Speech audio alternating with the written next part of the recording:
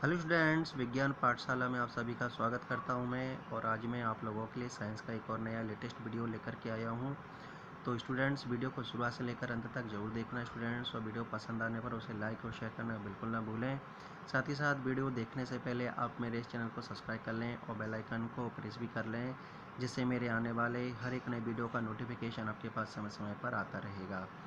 तो स्टूडेंट, हम स्टार्ट करते हैं पहले क्वेश्चन से। पहला क्वेश्चन हमारा, निष्प्रभावन अभिक्रिया सदैव उत्पन्न करती है। तो देखा जाए तो निष्प्रभावन अभिक्रिया को स्टूडेंट्स न्यूट्रलाइजेशन रिएक्शन बोला जाता है, या इसे उदासीनीकरण अभिक्रिया भी हम कह सकते हैं।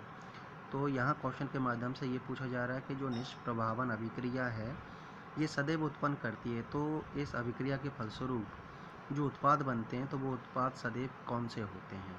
तो उन उत्पादों को यहाँ 4 ऑप्शन के रूप में हमें पढ़ने के लिए मिल रहा है स्टूडेंट्स। तो हमें क्या करना है, उस ऑप्शन को सही चुनना है जो निष्प्रभावन अभिक्रिया के फलस्वरूप उत्पाद स्वरूप बनते हैं स्टूडेंट्स।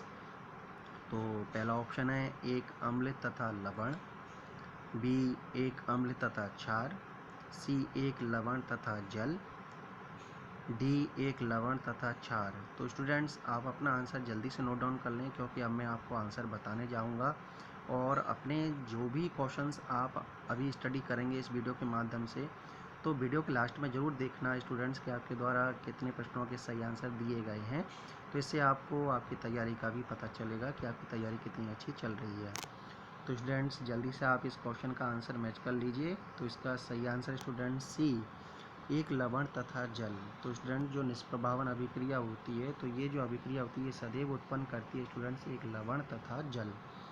अब बात कर लेते हैं कि जो निष्प्रभावन अभिक्रिया है जिसे हम बोलते हैं उदासीनीकरण, उदासीनीकरण अभिक्रिया बोलते हैं। तो ये होती क्या है वास्तव में, इसकी परिभाषा क्या होती है, इसका मतलब क्या होता है स्टूडेंट्स। तो स्टूडेंट्स, क्या होता है, जब कोई अम्ल किसी क्षार के साथ क्या करता है, अभिक्रिया करता है, तो हमेशा उत्पाद स्वरूप क्या बनता है स्टूडेंट्स। उत्पाद स्वरूप देखा जाए तो हमेशा क्या बनता है स्टूडेंट, लवण बनता है और प्लस जल बनता है। तो इसी अभिक्रिया को बोला जाता है स्टूडेंट्स उदासीनीकरण अभिक्रिया या न्यूट्रलाइजेशन रिएक्शन। इसको हम ये केमिकल रिएक्शन के थ्रू भी समझ सकते हैं, जैसे कि यहाँ पर हम HCl लेते हैं, जिसे हाइड्रोक्लोरिक अम्ल बोलते हैं। ठीक है, ये क्या होता है, एक अम्ल होता है, प्लस हम एक ले लेते हैं क्षार जिसका नाम है NaOH, जिसे बोला जाता है सोडियम हाइड्रोक्साइड। अब ये दोनों आपस में जब रिएक्शन करते हैं, चूँकि ये अम्ल है और ये क्षार है, तो ये दोनों आपस में रिएक्शन करते हैं तो स्टूडेंट्स बनता है NaCl, जिसे बोला जाता है स्टूडेंट्स लवण। ठीक है ना, और प्लस साथ में बनता है आपका H2O, जिसे बोला जाता है जल। तो स्टूडेंट्स, याद रखें कि जब भी कोई अम्ल किसी क्षार के साथ अभिक्रिया करता है तो स्टूडेंट्स उत्पाद स्वरूप हमेशा क्या बनता है, एक लवण बनता है और प्लस जल बनता है। तो इसी प्रकार की अभिक्रिया को स्टूडेंट्स बोला जाता है निष्प्रभावन अभिक्रिया, या बोला जाता है उदासीनीकरण अभिक्रिया। तो चलते हैं हम अगले क्वेश्चन की ओर स्टूडेंट्स।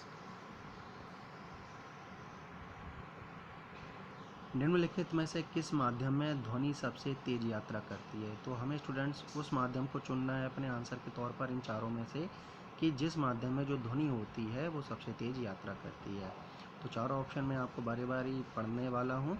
ए ऑप्शन है जल, बी ऑप्शन है वायु, सी ऑप्शन है निर्वात, और डी ऑप्शन है स्टूडेंट्स इस्पात। तो अपना आंसर जल्दी से नोट डाउन कर लें, क्योंकि अब मैं आपको आंसर बताने जा रहा हूँ इसका सही आंसर है स्टूडेंट्स डी, इस्पात। तो स्टूडेंट्स, इस चीज़ को ध्यान में रखें कि जो इस्पात है, यानी कि इस्पात क्या है, एक ठोस माध्यम है। तो ठोस माध्यम में देखा जाए तो जो ध्वनि है वो सबसे तेज यात्रा करती है स्टूडेंट्स। अब देखा जाए तो किसी माध्यम, माना कि कोई माध्यम है जैसे कि हवा है या जल है, या ठोस माध्यम के तौर पर अगर देखा जाए तो हमने लोहा ले लिया। तो किसी माध्यम में अगर देखा जाए तो जो ध्वनि है एक सेकंड में जितनी दूरी तय करती है स्टूडेंट्स, एक सेकंड में जितनी दूरी तय करती है, तो उसे उस माध्यम में ध्वनि का वेग कहा जाता है स्टूडेंट्स। उसको बोला जाता है ध्वनि का वेग। इस चीज़ को ध्यान में रखें। ठीक है, अब देखा जाए तो ध्वनि क्या है कि स्टूडेंट्स, देखा जाए तो एक यांत्रिक तरंग है। ठीक है, यांत्रिक तरंग है, और इसे किसी भी माध्यम में संचरित होने के लिए स्टूडेंट्स, किसी माध्यम में मतलब जो ध्वनि है उसको इसको संचरण होने के लिए, किसी भी माध्यम में संचरण होने के लिए किस चीज़ की आवश्यकता होती है? माध्यम की आवश्यकता होती है।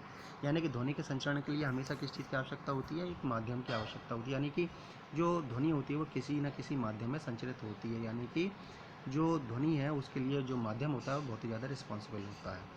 लेकिन अगर देखा जाए तो जो निर्वात है, निर्वात का मतलब होता है आपका वैक्यूम, ठीक है ना, वैक्यूम। लेकिन निर्वात में अगर देखा जाए तो जो ध्वनि है उसका किसी भी प्रकार से कोई संचरण नहीं होता है, ठीक है ना, क्योंकि वहाँ पर किसी प्रकार से कोई वायु नहीं होती और वायु में किसी प्रकार के कोई डस्ट पार्टिकल नहीं होते, इसलिए जो ध्वनि है उसका संचरण नहीं हो पाता है। जैसे कि फॉर एग्जांपल देखा जाए तो स्पेस, अंतरिक्ष में देखा जाए तो ध्वनि का किसी प्रकार से कोई संचरण नहीं हो पाता है, क्योंकि वहाँ पर क्या है, टोटल तरीके से अगर देखा जाए तो अंतरिक्ष में क्या होता है? निर्वात होता है स्टूडेंट्स, क्योंकि वहाँ पर वायु नहीं है, किसी प्रकार का जब माध्यम नहीं है तो स्वाभाविक बात है जो ध्वनि है उसका संचरण भी नहीं हो पाता है, ठीक है। तो देखा जाए तो निर्वात में ध्वनि का किसी प्रकार से कोई संचरण नहीं होता है।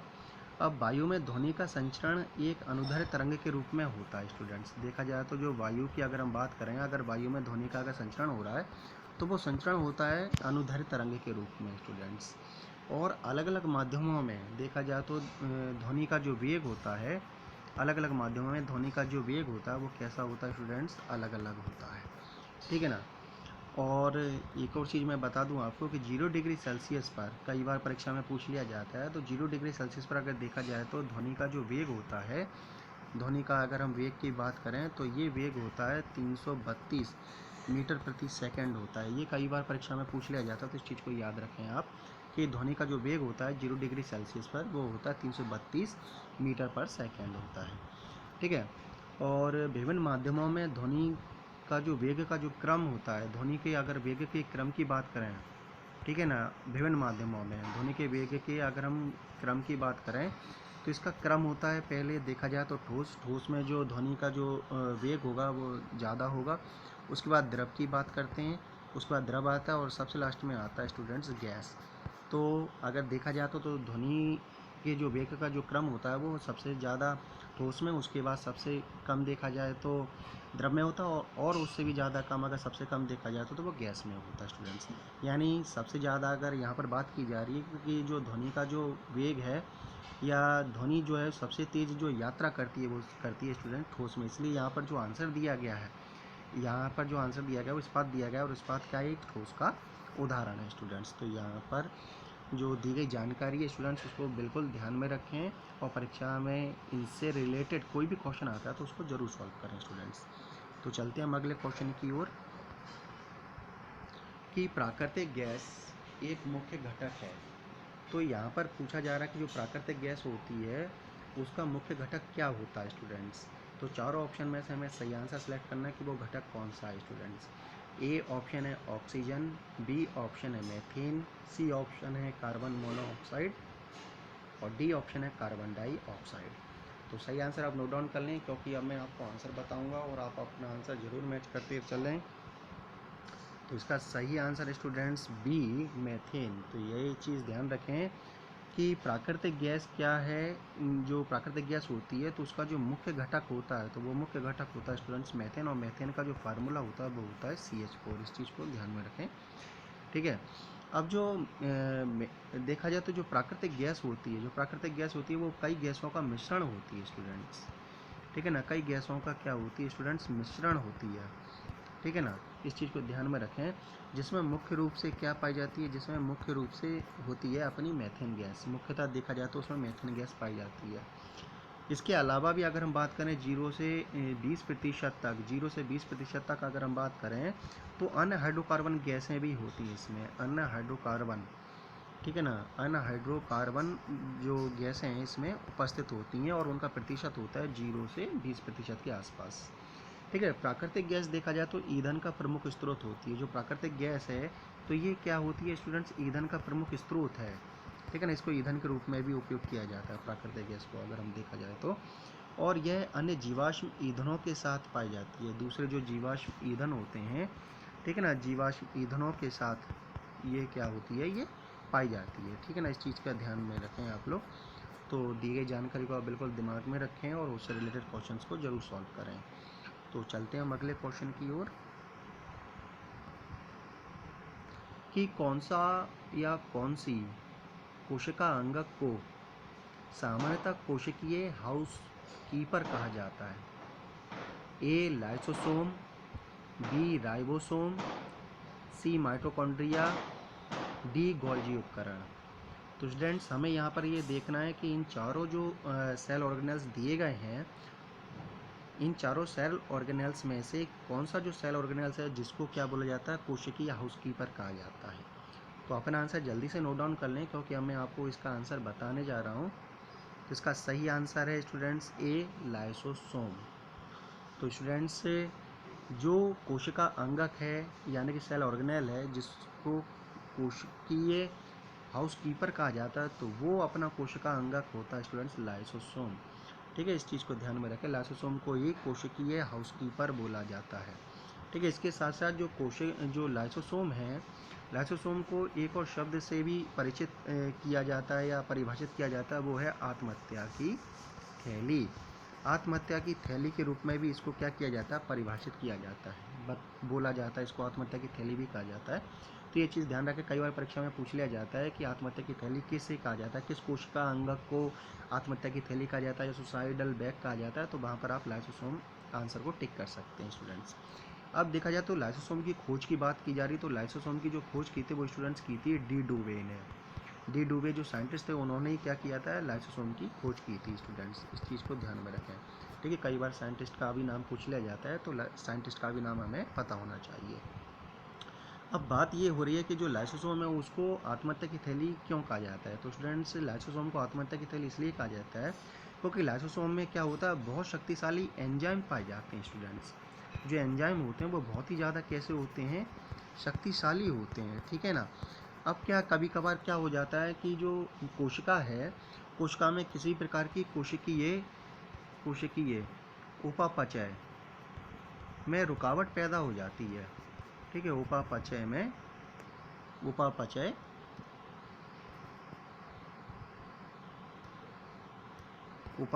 में किसी प्रकार की क्या हो जाती है? रुकावट हो जाती है। तो रुकावट के कारण जो हमारी जो कोशिका होती है वो क्षतिग्रस्त हो जाती है। ठीक है ना, जो कोशिका होती है वो क्षतिग्रस्त हो जाती है। अब क्षतिग्रस्त हो जाती है तो जो लाइसोसोम होता है वो फट जाती है स्टूडेंट्स। अब लाइसोसोम जो है वो फट जाती है, तो फट जाने के कारण ये क्या करती है कि जो कोशिका होती है उसको ये क्या कर जाती है? पाचित कर जाती है।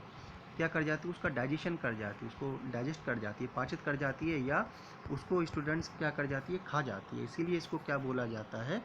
आत्महत्या की थैली बोला जाता है। इस चीज़ को ध्यान में रखें, ये मैंने बता दिया आज आपको कि आत्महत्या की थैली इसको क्यों कहा जाता है, इसका कारण मैंने आपको बता दिया है। तो इस चीज़ को ध्यान में रखें कि जो लाइसोसोम है उसको आत्महत्या की थैली भी कहा जाता है, सुसाइडल बैग बोल दिया जाता है, और साथ ही साथ एक और नया जो शब्द है कोशिकीय हाउसकीपर, ये भी आप ध्यान रखें कि ये जो कोशिकीय हाउसकीपर है इसे जिस कोशिका अंगक को कहा जाता है वो भी अपना क्या है स्टूडेंट? लाइसोसोम है। तो आप याद रखें, जो भी जानकारी मैंने आपको दी है तो इससे रिलेटेड कोई भी क्वेश्चंस परीक्षा में आता है तो उसको जरूर सॉल्व करें। चलते हैं हम अगले क्वेश्चन की ओर कि पृथ्वी का अचानक हिलना अथवा कांपना जो बहुत ही कम समय के लिए रहता है उसे कहा जाता है। तो स्टूडेंट जब जो पृथ्वी होती है और अचानक वो क्या होने लगती है? हिलने लगती है, कांपने लगती है, और ये जो घटना होती है बहुत ही कम समय के लिए होती है, तो इस घटना को क्या बोला जाता है? ये जो प्राकृतिक घटना होती है। ठीक है ना। तो चारों ऑप्शन में से हमें उस सही ऑप्शन को चुनना है। तो ए ऑप्शन पर बोला गया है तूफान, बी ऑप्शन है भूकंप, सी ऑप्शन है बवंडर, और डी ऑप्शन है चक्रवात। तो स्टूडेंट सही आंसर आप नोट डाउन कर लें, इसका सही आंसर क्या है। अब मैं आपको इसका आंसर बताने जा रहा हूँ। इसका सही आंसर स्टूडेंट्स बी भूकंप। भूकंप को स्टूडेंट्स अर्थक्वेक भी बोला जाता है, और भूकंप को हम सामान्य भाषा में बोलते हैं भूचाल भी बोलते हैं इसको। ठीक है ना।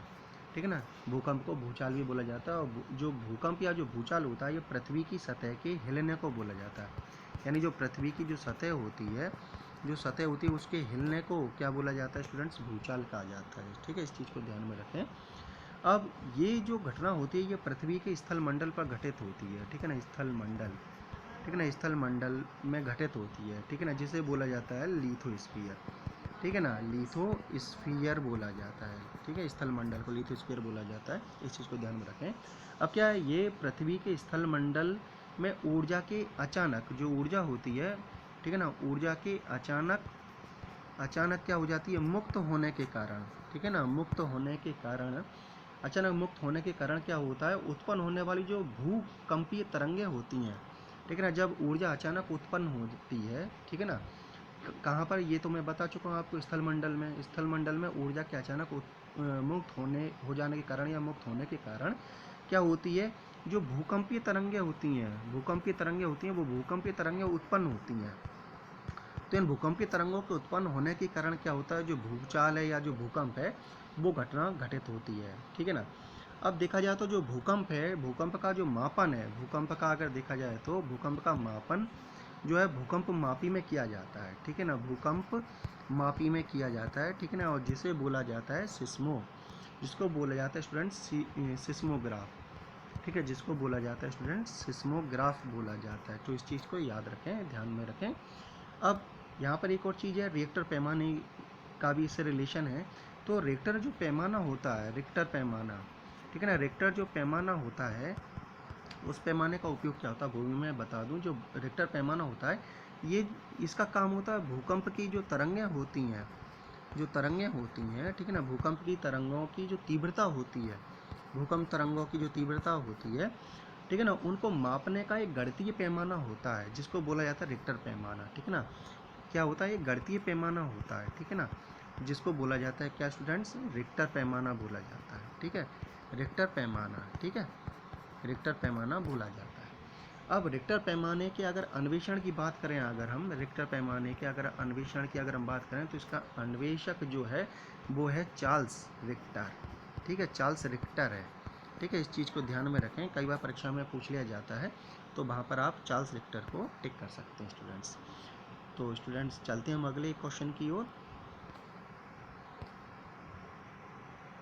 कि ऊतक के बारे में निम्न में से कौन सा कथन असत्य है। तो यहाँ पर 4 कथन बोले गए हैं स्टूडेंट्स, तो उन चारों कथनों में से कौन सा कथन है जो कि असत्य है, बाकी के जो 3 कथन है वो सत्य कहे गए हैं। तो ए ऑप्शन में बोला जा रहा है कि एक साथ पैक होना तथा रखा जाना, ये ऊतक के बारे में बोला जा रहा है। बी, बहुकोशिकीय जीव में केवल एक ऊतक होना है, ठीक है। सी में बोला जा रहा है कि एक समान कार्य होना है, और डी है एक समान दिखना है। तो सही आंसर आप नोट डाउन कर लें, क्योंकि अब मैं आपको इसका आंसर बताने जा रहा हूँ। इसका सही आंसर है स्टूडेंट्स बी, बहुकोशिकीय जीव में केवल एक ऊतक होना। ये जो कथन है ये स्टूडेंट्स असत्य कथन है। बाकी के जो 3 कथन बोले गए हैं ऊतक के बारे में, पहला जो कथन बोला गया है ए में, एक साथ पैक होना तथा रखा जाना, ये सत्य है स्टूडेंट्स। एक समान कार्य होना, ये भी सत्य है, और एक समान दिखना, ये भी सत्य है। लेकिन जो कथन बी बोला जा रहा है वो कैसा कथन है स्टूडेंट्स, वो असत्य कथन है आपका। तो इस चीज़ को याद रखें। अब हम थोड़ा ऊतक के बारे में अभी मैं आपको बता देता हूँ कि ऊतक होता क्या है, इसकी परिभाषा क्या होती है। अब ऊतक क्या है, किसी जीव के शरीर में कोशिकाओं के ऐसे समूह होते हैं। ये स्टूडेंट्स क्या होते हैं, ये कोशिकाओं के समूह होते हैं, ठीक है, कोशिकाओं के समूह होते हैं, ठीक है, इस चीज़ को ध्यान में रखें। किसी भी जीव में देखा जाए तो ये कोशिकाओं के समूह होते हैं स्टूडेंट्स, जिनकी क्या होती है, उत्पत्ति एक समान होती है, जिनकी उत्पत्ति कैसी हो, समान हो, ठीक है ना, जिनकी उत्पत्ति स्टूडेंट्स याद रखना, जिनकी उत्पत्ति कैसी हो, समान हो, और वो ये क्या करते हैं, एक विशेष प्रकार के कार्य को करते हैं, ठीक है ना, और ये क्या करते हैं, एक विशेष प्रकार के कार्य को करते हैं, ठीक है, इस चीज़ को ध्यान में रखें। तो उन्हीं को क्या कहा जाता है स्टूडेंट्स, ऊतक कहा जाता है। तो ये परिभाषा जो मैंने आपको बताई ऊतक की, आप ध्यान रखेंगे। तो चलते हैं हम अगले क्वेश्चन की ओर, कि इंद्रधनुष के रंग प्राप्त करने के लिए श्वेत प्रकाश को एक प्रकाशीय उपकरण के माध्यम से गुजरना पड़ता है जो कहलाता है। तो स्टूडेंट श्वेत प्रकाश हम जानते हैं कि 7 रंगों से मिलकर के बना होता है। अब श्वेत प्रकाश से हमें इंद्रधनुष के रंग प्राप्त करने हैं। अब उस इंद्रधनुष के रंगों को प्राप्त करने के लिए हमें एक प्रकाशीय उपकरण में से उसको गुजारना पड़ता है। तो वो प्रकाशीय उपकरण क्या कहलाता है, कि जब उसमें से उस श्वेत प्रकाश को गुजारा जाता है तो वो अपने अवयवी घटक रंगों में विभक्त हो जाता है, यानी कि इंद्रधनुष के रंगों में विभक्त हो जाता है। तो उस प्रकाशीय उपकरण को क्या कहा जाता है, तो वही क्वेश्चन यहाँ पूछा जा रहा है। तो इन चारों ऑप्शन में से हमें देखना है कि वो प्रकाशीय उपकरण है कौन सा। तो ए ऑप्शन में है लेंस, बी ऑप्शन में है कांच की पट्टी, सी ऑप्शन में है दर्पण, और डी ऑप्शन है प्रिज्म। तो सही आंसर आप नोट डाउन कर लें। तो अब मैं आपको आंसर बताने जा रहा हूँ। इसका सही आंसर है स्टूडेंट्स डी, प्रिज्म। तो इस चीज़ को ध्यान में रखें कि इंद्रधनुष के रंग प्राप्त करने के लिए श्वेत प्रकाश को एक प्रकाशीय उपकरण के माध्यम से गुजरना पड़ता है, जिसको बोला जाता है स्टूडेंट्स प्रिज्म बोला जाता है। ठीक है, इस चीज़ को ध्यान में रखें। अब प्रिज्म जो है स्टूडेंट्स, प्रिज्म क्या होता है? एक सपाट चिकनी, ठीक है, सपाट चिकनी सतहों वाला एक पारदर्शी प्रकाशीय अवयव होता है। यानी कि ये कैसा होता है? पारदर्शी होता है, सपाट होता है, चिकनी सतह होती हैं, चिकनी सतह वाला, और प्रकाशीय अवयव होता है स्टूडेंट्स। एक प्रकार का क्या होता है स्टूडेंट्स? प्रकाशीय अवयव कह सकते हैं या उपकरण कह सकते हैं। ठीक है ना, प्रकाशीय अवयव या उपकरण होता है जो क्या करता है? जो प्रकाश का अपवर्तन करता है स्टूडेंट। जो प्रकाश का क्या करता है स्टूडेंट्स? अपवर्तन करता है। ठीक है, इस चीज़ को ध्यान में रखें, प्रकाश का अपवर्तन करता है। अब प्रिज्म का जो उपयोग होता है, हम प्रिज्म का उपयोग किस लिए कर सकते हैं कि जो प्रकाश होता है, जो श्वेत प्रकाश होता है, ठीक है ना, जो श्वेत प्रकाश होता है, तो प्रिज्म का उपयोग हम इसलिए भी कर सकते हैं कि जो श्वेत प्रकाश होता है उसको हम अवयवी घटक रंगों यानी कि इंद्रधनुष के रंगों में क्या कर सकते हैं? विभक्त करने के लिए, इंद्रधनुष के रंगों में विभक्त करने के लिए भी क्या कर सकते हैं? इसका हम उपयोग कर सकते हैं। किसका स्टूडेंट्स? प्रिज्म का। तो ये था स्टूडेंट्स प्रिज्म से रिलेटेड जानकारी जो मैंने आपको दी है। आशा करता हूँ इसे आप ध्यान में रखेंगे। तो चलते हैं हम अगले क्वेश्चन की ओर। अगला क्वेश्चन है हमारा 8 कि उस एंटीबायोटिक की पहचान करें जिसका स्रोत फफूंदी है। तो हमें यहाँ पर देखना है कि इन चारों जो एंटीबायोटिक के ऑप्शंस दिए गए हैं उनमें से वो कौन सी एंटीबायोटिक है जिसका स्रोत स्टूडेंट्स फफूंदी है। तो ए ऑप्शन में हमें पढ़ने के लिए मिल रहा है पेनिसिलिन, बी ऑप्शन है टेट्रासाइक्लिन, सी ऑप्शन है स्ट्रेप्टोमाइसिन और डी ऑप्शन है एरिथ्रोमाइसिन। तो सही आंसर आप नोट डाउन कर लें। तो अब मैं आपको इसका आंसर बताने जा रहा हूँ। इसका सही आंसर है ए, पेनिसिलिन। तो स्टूडेंट्स पेनिसिलिन वो एंटीबायोटिक है जिसका अगर देखा जाए तो स्रोत क्या है स्टूडेंट्स? फफूंदी है। ठीक है, इस चीज़ को ध्यान में रखें। यानी जो पेनिसिलिन है वो स्टूडेंट्स किससे प्राप्त की जाती है? फफूंदी से प्राप्त की जाती है। ठीक है ना, ये इसका स्रोत होती है पेनिसिलिन का। अब जो पेनिसिलिन है, पेनिसिलिन की अगर हम बात करें, ठीक है ना, ये जो पेनिसिलिन है ये पेनिसिलियम जो फंगी होती है उससे इसको स्टूडेंट्स प्राप्त किया जाता है। ठीक है ना, इस चीज़ को ध्यान में रखें, कई बार परीक्षा में पूछ लिया जाता है, आ भी सकता है। तो इस चीज़ को ध्यान में रखें कि जो पेनिसिलिन है उसको पेनिसिलियम फंगी से प्राप्त किया जाता है। और पेनिसिलियम जो एंटीबायोटिक है, जो पेनिसिलिन एंटीबायोटिक है, इसकी खोज का जो श्रेय जाता है, जो खोज का श्रेय जाता है वो अलेक्जेंडर फ्लेमिंग को जाता है। कई बार आ जाता है ये क्वेश्चन, तो इस चीज़ को ध्यान में रखें कि जो पेनिसिलिन है उसका जो खोज है, उसका खोज का जो श्रेय जाता है वो अलेक्जेंडर फ्लेमिंग को जाता है। तो ये नाम जरूर याद रखें, कई बार आता है परीक्षा में स्टूडेंट्स। तो चलते हैं हम अगले क्वेश्चन की ओर।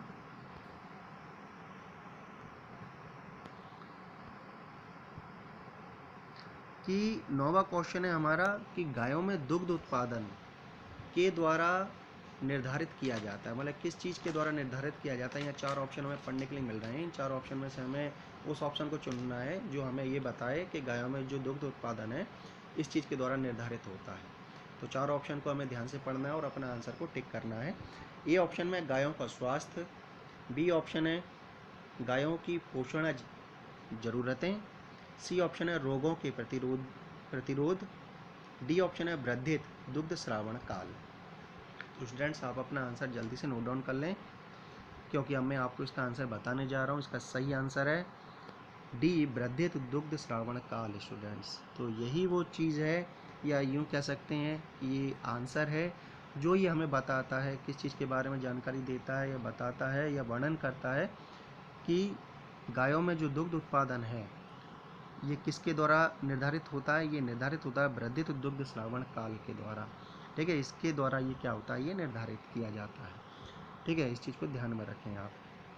ठीक है ना, दुग्ध श्रावण काल जो है एक तरीके से स्तन ग्रंथियों, ठीक है ना, स्तन ग्रंथियों, ठीक है ना, स्तन ग्रंथियों से दुग्ध स्राव, जो स्तन ग्रंथियाँ होती हैं उसे दुग्ध स्राव, ठीक है ना, और यूँ कह सकते हैं समय अवधि का वर्णन करता है। ये क्या करता है? ये समय अवधि का, ठीक है ना, ये समय अवधि का क्या करता है स्टूडेंट्स? वर्णन करता है। ठीक है, इस चीज़ को ध्यान में रखें। तो जो वृद्धित दुग्ध श्रावण काल है, ये हमें किस चीज़ के बारे में वर्णन करता है? ये एक तो वर्णन करता है स्तन ग्रंथियों में दुग्ध स्राव का, और दूसरा समय अवधि का वर्णन करता है। तो इससे हमें जानकारी मिल जाती है। ठीक है ना। तो गायों में दुग्ध उत्पादन किस चीज़ के द्वारा निर्धारित होता है? तो वो है स्टूडेंट्स वृद्धित दुग्ध श्रावण काल। स्टूडेंट्स इस चीज़ को ध्यान में रखें। तो अगले क्वेश्चन की ओर बढ़ते हैं अब हम। अगला क्वेश्चन है 10 कि एक परिपथ में विद्युत धारा में कमी करने के लिए निम्न को किया जाता है। तो हमें इनमें से क्या उपाय अपनाना है कि जिसके कारण जो विद्युत धारा है उसमें हम क्या कर सकें? परिपथ में जो विद्युत धारा है उसमें हम कमी कर सकें। ठीक है, विद्युत धारा में कमी करने के लिए हमें कौन सा उपाय अपनाना चाहिए? तो ए ऑप्शन है, एक प्रतिरोधक को परिपथ के साथ समांतर क्रम में जोड़ा जाना चाहिए। बी, एक प्रतिरोधक को परिपथ के साथ श्रेणी क्रम में जोड़ा जाना चाहिए। सी, एक अच्छे चालक को परिपथ के साथ श्रेणी क्रम में जोड़ा जाना चाहिए। और डी ऑप्शन है हमारा स्टूडेंट्स, एक इंसुलेटर को परिपथ के साथ समांतर क्रम में जोड़ा जाना चाहिए। तो सही आंसर आप नोट डाउन कर लें, इसका सही आंसर क्या होना चाहिए। अब मैं आपको इसका आंसर बताने जा रहा हूँ। इसका सही आंसर स्टूडेंट्स बी, एक प्रतिरोधक को परिपथ के साथ श्रेणी क्रम में जोड़ा जाना चाहिए। तो स्टूडेंट्स देखा जाए तो परिपथ में विद्युत धारा कम करने के लिए, ठीक है ना, विद्युत धारा कम करने के लिए जो प्रतिरोधक होता है, ठीक है ना, जो प्रतिरोधक होता है, ठीक है ना, ठीक है ना, प्रतिरोधक को क्या किया जाता है? परिपथ में श्रेणी क्रम में जोड़ा जाता है। ठीक है, इस चीज़ को ध्यान में रखें। जो प्रतिरोधक होता है उसको किस क्रम में जोड़ा जाता है? श्रेणी क्रम में जोड़ा जाता है। इस चीज़ को ध्यान में रखें। तो चलते हैं हम अगले क्वेश्चन की ओर। अगला क्वेश्चन है 11 कि कोशिका की सभी गतिविधियों का नियंत्रण करने में सेल की कोशिका का कौन सा भाग मदद करता है? कि हमें उस कोशिका अंगक की चर्चा करनी है या उसका आंसर के तौर पर उसको हमें सिलेक्ट करना है, जो क्या करता है? जो कोशिका की सभी गतिविधियों को नियंत्रित करता है, उसको कंट्रोल करने का कार्य करता है। तो उस सेल ऑर्गेनेल्स की बात करें अगर हम, या कोशिका अंग की बात करें, तो उनको इन चारों में से हमें सिलेक्ट करके अपने आंसर के तौर पर सिलेक्ट करना है हमें स्टूडेंट्स। तो ए ऑप्शन है गोल्जिकाय, बी नाभिक, सी रसधानी, और डी है माइटोकॉन्ड्रिया। तो स्टूडेंट्स जल्दी से अपना आंसर नोट डाउन कर लें, क्योंकि अब मैं आंसर इसका बताने जा रहा हूँ। इसका सही आंसर स्टूडेंट्स बी, नाभिक। तो नाभिक यानी जिसे बोला जाता है केंद्रक, ठीक है ना, केंद्रक बोला जाता है। ये जो केंद्रक है जिसकी बात हम कर रहे हैं, न्यूक्लियस, ये कोशिका की सभी गतिविधियों को नियंत्रण करने का कार्य करता है। सेल की जो कोशिका होती है, सेल की बात की जा रही है, उस सेल के अंदर जितनी भी जो गतिविधियां होती हैं उनको नियंत्रित करने का कार्य कौन करता है स्टूडेंट्स? केंद्रक करता है, या जिसे हम बोलते हैं नाभिक बोलते हैं। अब केंद्रक की खोज का जो श्रेय जाता है वो जाता है स्टूडेंट्स रॉबर्ट ब्राउन को। ठीक है, रॉबर्ट ब्राउन को जाता है। ठीक है, इस चीज़ को ध्यान में रखें, कई बार साइंटिस्ट का नाम पूछ लिया जाता है। तो जो नाभिक या जो केंद्र की खोज का श्रेय जाता है वो रॉबर्ट ब्राउन को जाता है, और ये खोज हुई थी आसपास 1831 के आसपास स्टूडेंट्स। ठीक है, इस चीज़ को ध्यान में रखें, इनका नाम जरूर ध्यान में रखें, कई बार पूछ लिया जाता है। और भी आगे मैं जानकारी दे रहा हूँ इसकी, कि अगर देखा जाए तो जो कोशिका है, अगर हम कोशिका की बात करें, कोशिका में अगर देखा जाए तो केंद्रक जो है वो एक झिल्ली से चारों तरफ फैली हुई संरचना होती है। ठीक है ना, जो केंद्रक होता है कोशिका में, जो केंद्रक होता है, ठीक है ना, वो झिल्ली से चारों तरफ फैली हुई एक संरचना होती है। ठीक है ना, एक तरीके की कैसी होती है? संरचना होती है। ठीक है ना, और देखा जाए तो जिसमें क्या होती है, जिसमें कोशिका की सभी वंशाणु का जानकारी होती है। ठीक है ना, देखा जाए तो जो सेल होती है ना, तो उस सेल की सारी जो वंशाणु का जो जानकारियाँ होती हैं वो किसके अंदर होती हैं स्टूडेंट्स? वो नाभिक के अंदर होती हैं, यानी कि केंद्रक के अंदर होती हैं। इसके साथ साथ अगर देखा जाए तो जो कोशिका का विकास से रिलेटेड बात करें अगर हम, ठीक है ना, विकास से रिलेटेड बात करें अगर हम, या प्रजनन से रिलेटेड बात करें अगर हम, तो इन प्रक्रियाओं को नियंत्रित करने का कार्य कौन करता है? केंद्रक ही करता है। यानी इन चीज़ को कंट्रोल करने का कार्य कौन करता है? केंद्रक करता है। यानी सेल का विकास और प्रजनन को नियंत्रित करने का कार्य कौन करता है स्टूडेंट्स? केंद्रक करता है। इस चीज़ को ध्यान में रखें। और इसी कारण से जो केंद्रक होता है वो क्या कहलाता है, कोशिका का नियंत्रण कक्ष कहलाता है। कोशिका का क्या कहलाता है स्टूडेंट्स, नियंत्रण कक्ष कहलाता है। इस चीज़ को ध्यान में रखें, ठीक है ना। कंट्रोल सेंटर कह सकते हैं हम एक तरीके से, नियंत्रण कक्ष कहलाता है, या ब्रेन भी कह सकते हैं हम। सेल का ब्रेन क्या कहलाता है, न्यूक्लियस कहलाता है, आपका केंद्रक कहलाता है। तो इसकी खोज से रिलेटेड कोई क्वेश्चन आता है तो ज़रूर सॉल्व करें। साइंटिस्ट का नाम मैंने आपको बता दिया है, तो साइंटिस्ट का नाम जरूर ध्यान रखें। तो चलते हैं हम अगले क्वेश्चन की ओर।